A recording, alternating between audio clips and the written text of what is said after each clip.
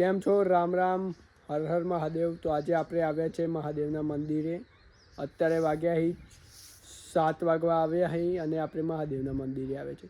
કેમ કે તમને બતાવું તો અત્યારે વ્યૂ જ એવો છે કે જોઈને ચોક થશે. તમે જોઈ શકો, બહુ જ સરસ વ્યૂ છે અને મંદિર પણ આપણું એક નંબર છે. આ તો આ ડુંગર છે બાજુમાં અને મંદિર આ ચબૂતરા ઘર છે અને આપણે તમને મંદિરની અંદર લઈ જઈએ.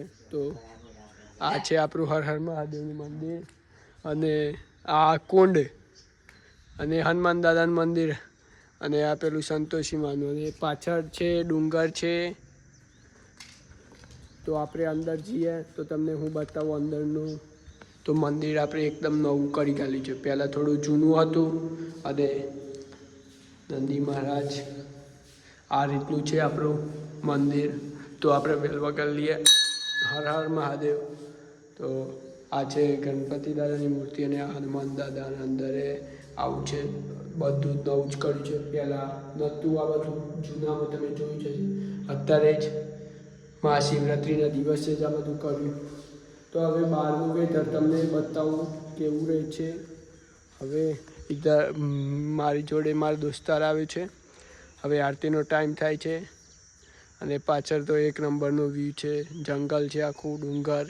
ચોમાસામાં ટ્રેકિંગ કરવી પડશે ત્યાં જઈને. અત્યારે એમની આટલા આવીને મજા આવે છે કે સુકૂન લાગે છે મન તો આટલા આવે. મારા ભાઈબંધ જોડે આવ્યો છું. મારા ભાઈબંધ નામ છે તન્મયભાઈ. તો અમારા જોડે આવ્યા છે તન્મયભાઈ. તન્મયભાઈ બેસ્યા તો બોલો. આ રીતનું આપણે છે અને બહુ જ સરસ વ્યૂ આવે છે. તન્મયભાઈ કહે છે કટ કરી દેજો, વિડીયો થોડો કટ થાય ભાઈ તારકાથી. તો મસ્ત મજાનું વ્યૂ છે. તો આપણે આરતી એન્જોય કરીએ. તો થોડી વાર પછી આપણે ઘરે જઈને મળીએ. તો રામ રામ, હર હર મહાદેવ. થોડી વાર